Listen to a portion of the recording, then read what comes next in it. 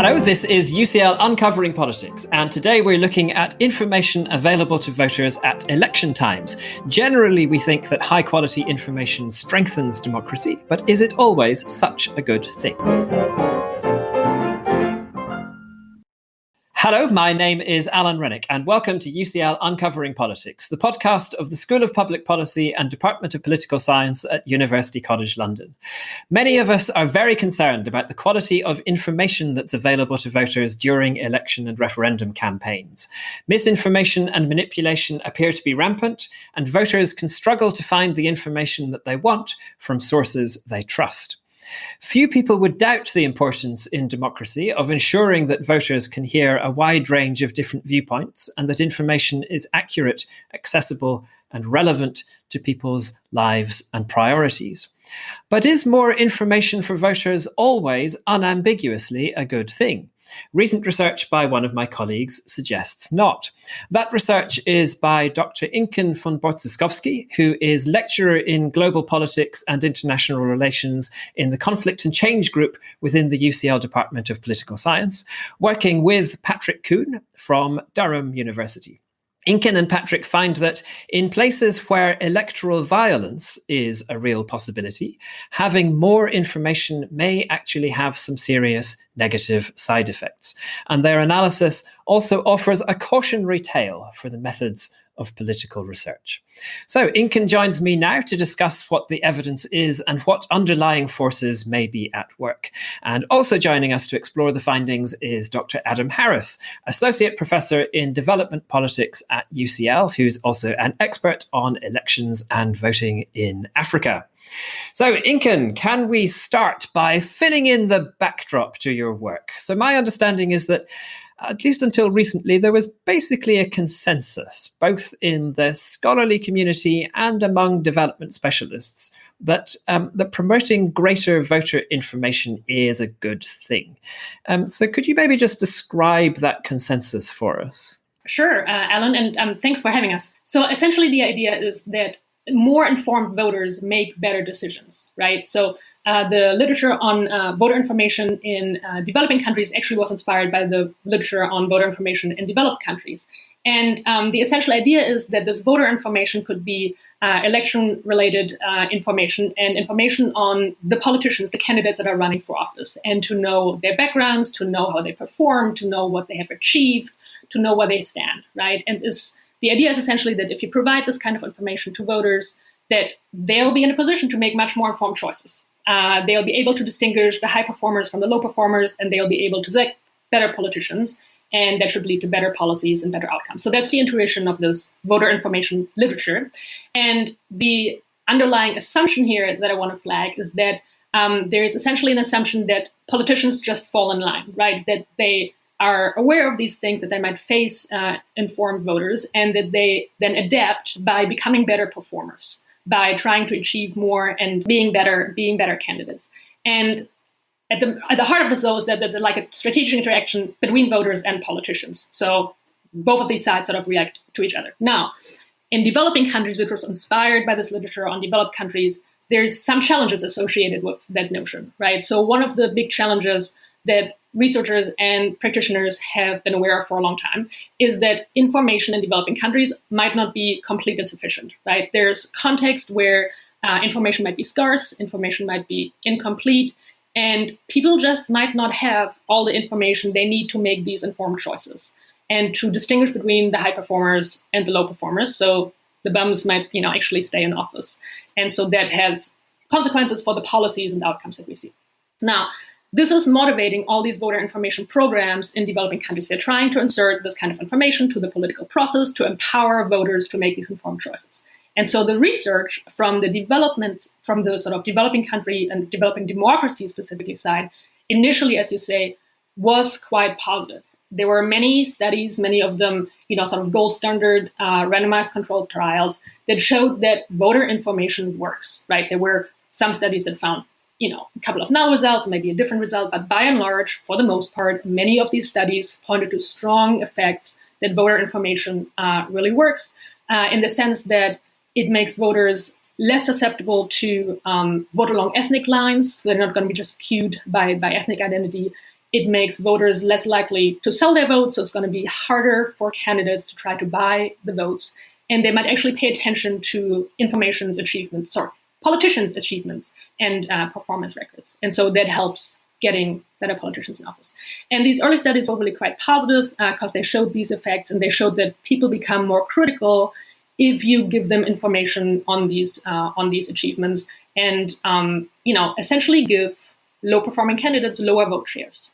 You talked about how various people have run these voter information programs. Just to give a sense of what's involved here, what kind of information are we talking about there? So voter information might be information about the politicians' performance in terms of what they have achieved in office, either by themselves or compared to others who are running in the same district or in the same constituency that they're going on. This can be on particular projects. This can be on maybe what services they've delivered to the community. This can be on, do they have a criminal record?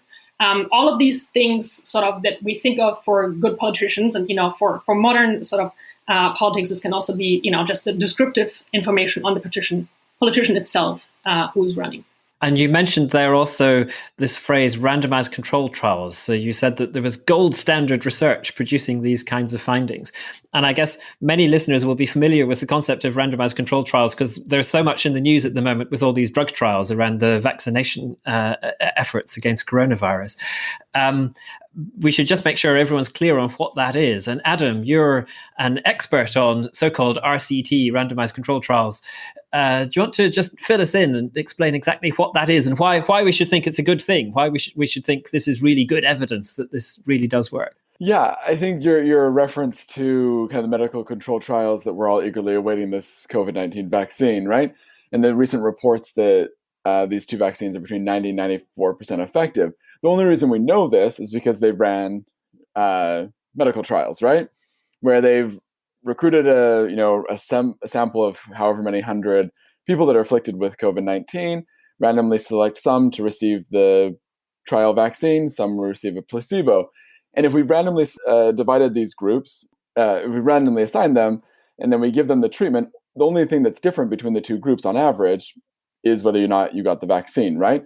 So the idea is if we have two groups of 200 people each, on average, we have the same breakdown of gender, pre-existing conditions, age, all these things that might matter for susceptibility to the virus as well as effectiveness of the treatment potentially.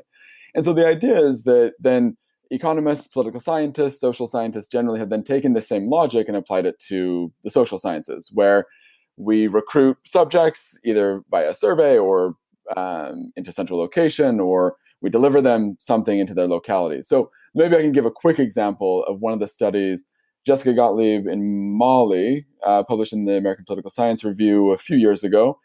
The same logic that Inken is outlining, right? People didn't have the information they needed. So she randomly selected a number of villages, went to these villages. Half of them received a community workshop, where they provided both information on what local councillors should do, what a local councillor, mayor, they have a different term locally, but for our purposes here, what is the mayor expected to do? And then what support and funds does he or she have to do it, right? So, and then also his or her performance relative to others in the area, so that they have a performance guidance, a kind of a benchmark of comparison, but they also have in terms of performance, but also in terms of what is this person empowered or expected to do. And as Inken outlined, this is one of the studies that did find that if you provide this information for voters, they rely less on ethnicity, they're more likely to vote out those who don't perform.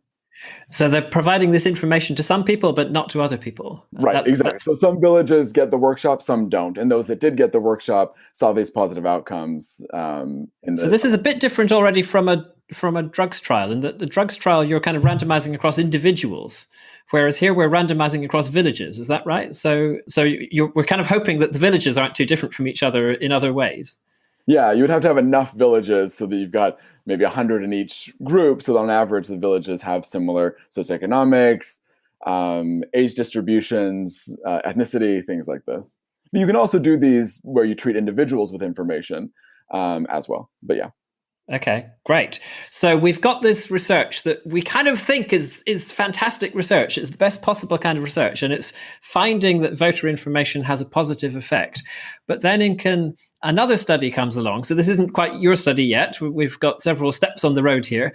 But another study comes along that tries to replicate those findings and fails to do so. Well, I'm not sure I would call it fail. I mean, let me just say, this was a fantastic enterprise, right? I mean, this is some really smart people coming together, and this is just for context, this is the EGAP, so the Evidence in Governance and Politics, sort of the first meta-CATA, or an initiative to try to accumulate knowledge and have these randomized controlled trials, not just in one country, in one setting at one time, but sort of coordinate many of these field experiments to have a common treatment arm that they implement in many of these different settings, and they agree on how to measure this and how to analyze this. And that gives us a lot more confidence, right, in the findings, because then it's based, the external validity, right, of an individual one field experiment might be low, but having this over several is great. So there was an amazing enterprise, and whatever they come up with is, I think, worthwhile to consider, and really we can learn a lot from that. So I'm not sure I would call it a failure, but essentially what they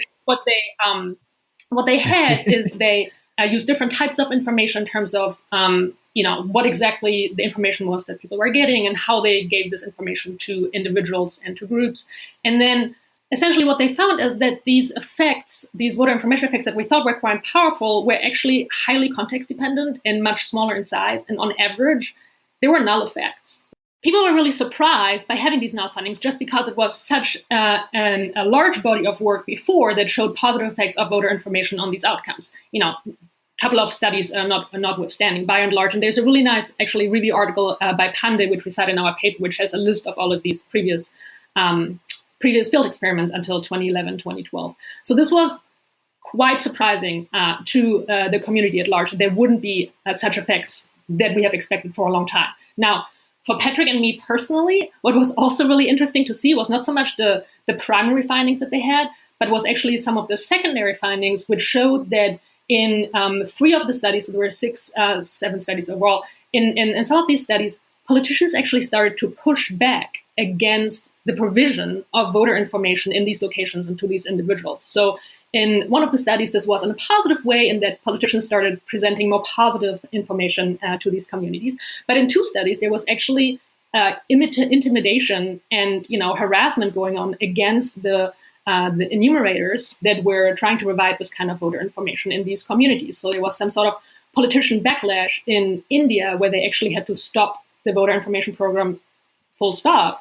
And in Mexico, there were also some concerns where the enumerators were detained by the police, detained by some of the affiliates of the party. So politicians certainly believe that there are effects of voter information that might harm them at the ballot box. So even if we don't think or we don't find strong evidence by this gold standard study on these outcomes, politicians certainly think there is something, and they're not necessarily in favor of more voter information. Can we just think about why were the previous trials getting different results from this setup? Was there something wrong with the previous trials that we think that was leading them to exaggerate the result? Yeah, it's a really important question. It's hard to compare, right? Because you could do one study that provides certain information in a certain region of Mali, for example, and do another study that provides slightly different information at a different type of election versus presidential, parliamentary, local. And all these contexts will vary in what information is relevant and the conditions under which it is. And I think what's interesting and the motive behind doing this metacata that EGAP did was to try and do the same thing across all contexts. But even then, it's really hard to implement the exact same type of information when it's a different election, different candidates, different context, and things like this. So I think, and maybe we'll have some time to discuss this later, that it is fairly context dependent, and it's important to try and accumulate this knowledge across, which was, again, one of the motives behind the metacata. And so you've both used this word metacata. What does that mean?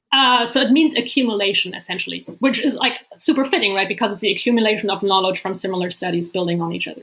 Fantastic. I've always wondered. Thank you.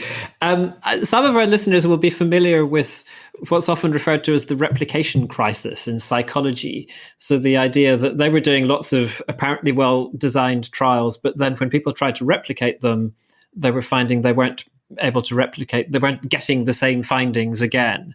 Is there a danger that this is happening here? So, there was a concern in psychology that there was a publication bias, that basically there were lots of studies being done, but only the studies that got positive findings were being reported, because those are more exciting and more interesting. Is there any concern that that may be part of the story here, or should we not think that?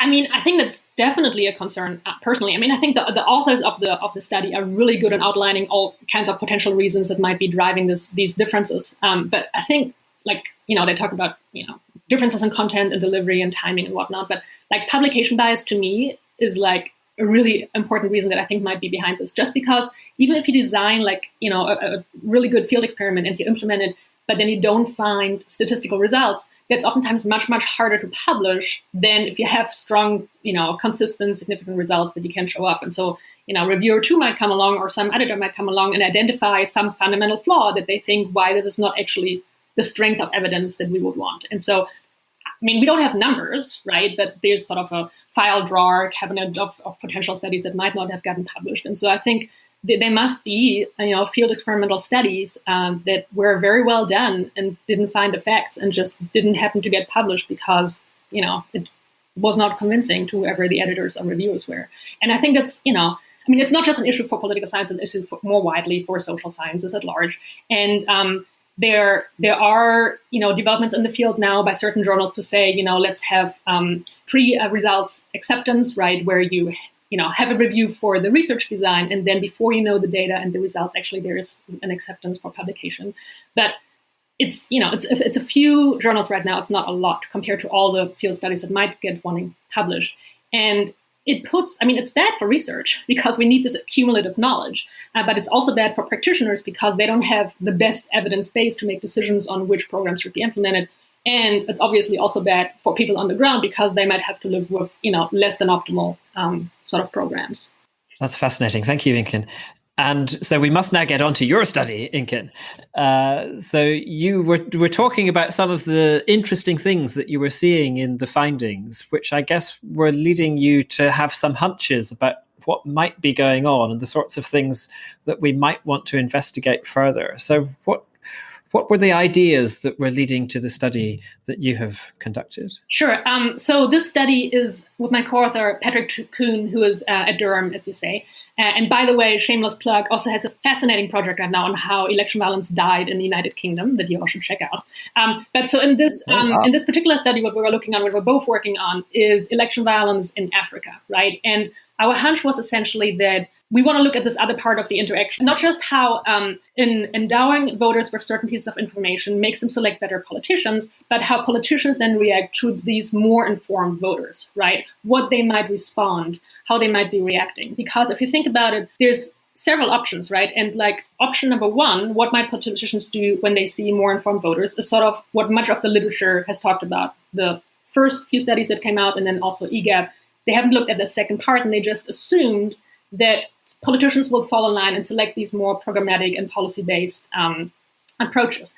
And that certainly is a reasonable argument to make for advanced, developed, industrialized societies where the kinds of tools that politicians have to use in a campaign are somewhat limited, right? Like positioning, advertising, those kinds of things. But what Patrick and I were sort of wondering about, if you are in a context that's not like this, if you're in a context of a developing democracy, then politicians are less constrained in their campaign tools, and they can use such things as vote buying or fraud or intimidation and violence. And so our question was sort of, let's look at this other part of the interaction, how politicians actually react to more informed voters. And what if politicians don't just fall in line, right? What if instead they switch their approaches, but they switch to hiring thugs or roughs to try to influence people and, incentivize people to not go vote on election day. And so that's what we think previous work might have missed, that these more informed voters might actually be more exposed to election violence.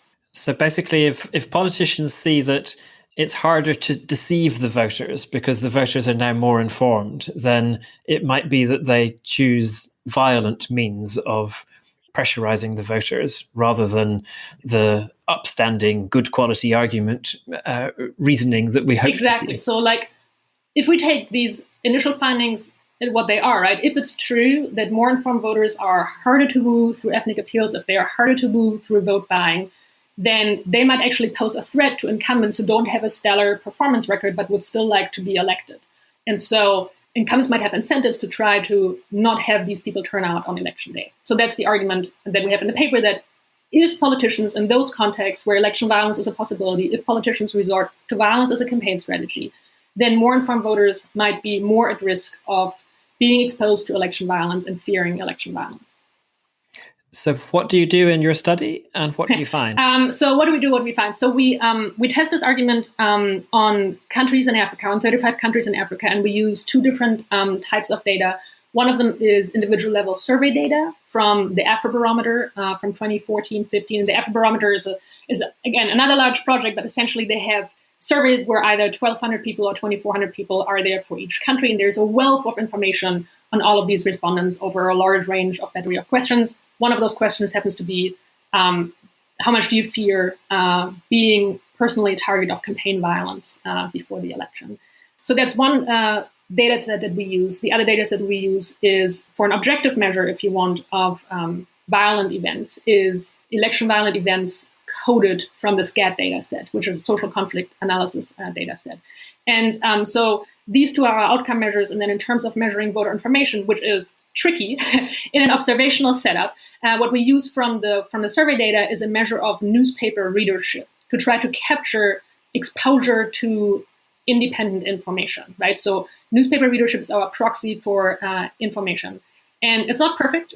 Yeah, so you said that this is an observational setup. So we're not doing a randomized control trial here. You're not exposing some people to some information and not exposing other people to other information. Rather, you're taking an indicator of the information that people are in fact exposed to in their everyday lives, i.e., whether they read the newspapers, and using that as an indicator of the information. Exactly, and the reason why we didn't do a randomized controlled trial, well, frankly, we didn't have the money at the time. But the other really important reason is experimenting on election violence raises significant ethical concerns, right? But like, if you have any hunch whatsoever, and I think now from this voter information study, there are some hunches that might lead to negative experiences, as from the cases that they mentioned in Mexico and India. If there's a hunch that this might have negative effects on either the enumerators or the local population, it's not ethical to run these studies. So in these kinds of contexts, rather than just not looking at this issue at all, we sort of resort to, observational studies and observational data, which have, all the limitations that EGAP has successfully managed to overcome. So there's other sorts of limitations on there, but it's sort of what you try to do if you still are interested in solving this question. And what did you find?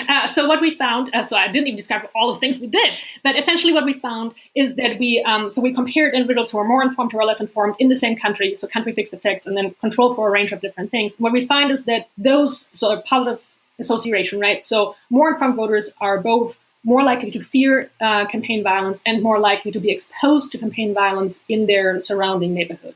That was the core finding that we have. And it is an associational finding, right? It's descriptive, it's correlational. We can't, based on the research design, because we don't experiment on election violence, we can't say voter information caused election violence. There's no way in which we can make this inference. So it's suggestive, right? It's a correlation. We have theory here to support this. There's cases in the EGAP book and others that sort of speak to this.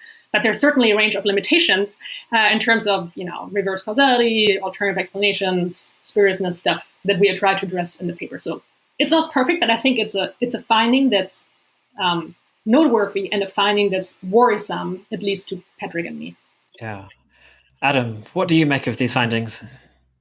Yeah, so I think they're super fascinating. I think, unfortunately, a lot of, as Inken said, the voter behavior literature focuses on the voter side and doesn't anticipate the strategic response from politicians. And so a few things. What I know about politicians in the context in Sub-Saharan Africa that I've studied is they'll always take the easiest way out. What's the easiest way to get a vote? And that's probably true of most politicians, right? What's the easiest way to get the most votes? And while violence might seem extreme, oftentimes that's easier than trying to build a clear policy and programmatic platform that is credible to voters. Oftentimes, you can promise people a T-shirt or pay, or you can actually give a T-shirt, pay a bunch of kids' school fees, give a women's cooperative a bunch of goats, etc. Those are tangible benefits. It's much harder to make promises that I'm going to overhaul the education system because they're just not that credible in a lot of these contexts. Because how are you going to get that done? Where's the money coming from? People made promises in the past, nothing changes. And so rather than trying to, I guess, rise above things or engage with voters on their own terms and with the fact that they can hold you accountable, you distract them, right? You engage in violence, you intimidate them, because that's easier than actually kind of stepping to the plate and dealing with your poor record, if that is the case, right? So I think bringing the politicians in and that it isn't just this information in a vacuum is a really important step forward.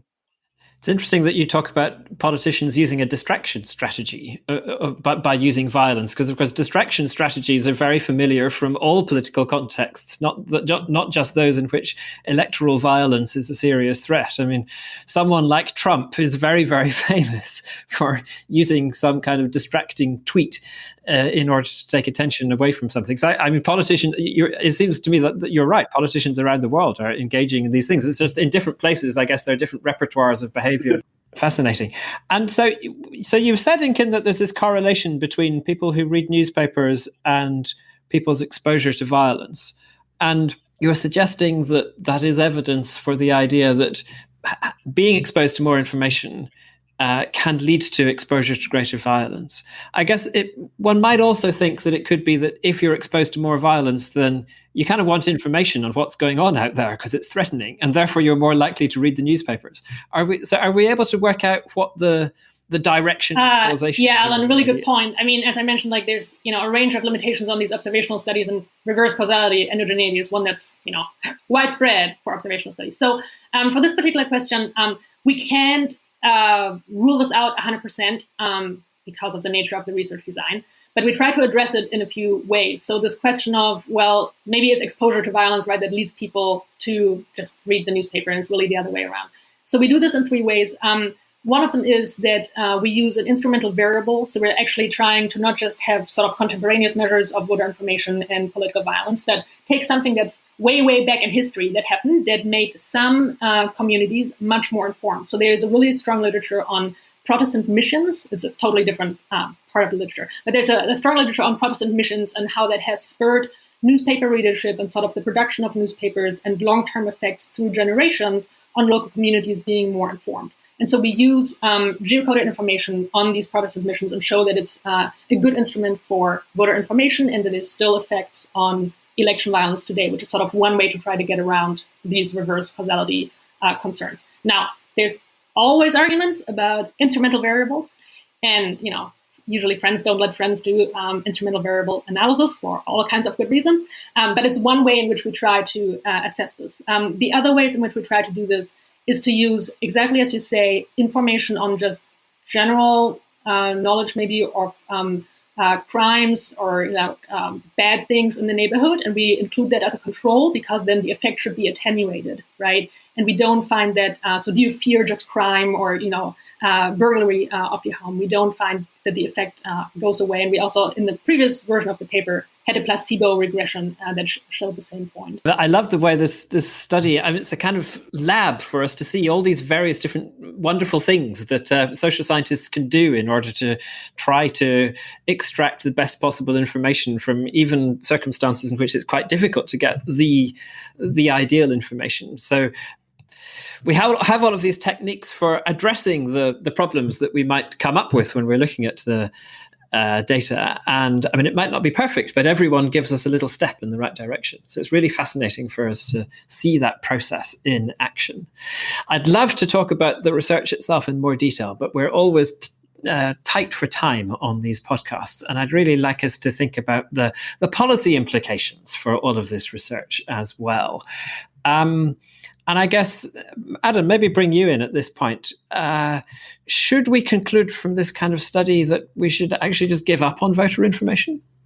Definitely not. I think there's definitely, we want to empower voters as we've spoken of thus far. But I think it needs to be a bit nuanced, right? We need to, I think it would be ill-advised for NGOs, whoever is doing this, to just go in and start providing information. But looking at the context, what type of information is useful, what type of information might have unintended negative consequences, and how to anticipate that and deal with it. I mean, it's a tall order.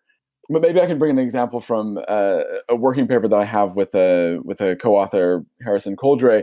We went to Uganda. We did a survey experiment where we randomly assigned half of our respondents to receive a story about corruption, and then the other half received just a new story about farming, because many Ugandans are farmers. And then after we received these news stories, we asked them about their willingness to seek out information, political information specifically. And we find that those that read about corruption were significantly less willing or eager to seek out political information via newspaper, social media, radio, etc. And this suggests that in some instances, and this is Uganda is a context where we see high corruption. It's kind of the order of the day, where one more corruption story is enough to kind of demotivate people. They're like, hands off, I'm not willing to engage anymore.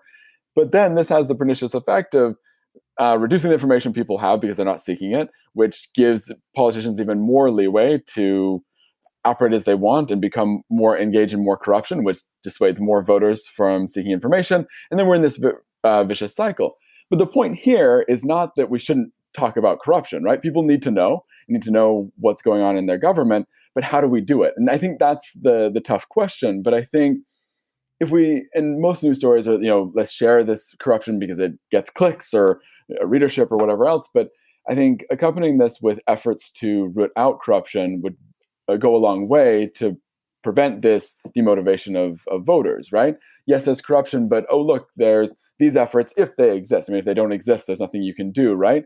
But reporting in the same breath that there's ways to combat this is one way to do it. So I think thinking about the ways in which information is presented, but also the information that accompanies the core information that we care about, is just one way to think about creative ways to provide information that might actually be useful, potentially. Mm. And Inken, do you have any kind of policy hunches coming out of your study? So obviously you haven't tested yet possible ideas for how to ensure voters have information without leading to increase in election violence. So, I mean, we haven't, as you say, we haven't completely studied it, right? So it's hunches and it's speculation at this point. But it's certainly, I think, a cautionary note of trying to really study local context and try to anticipate if those interventions are good or have potential negative side effects in those contexts.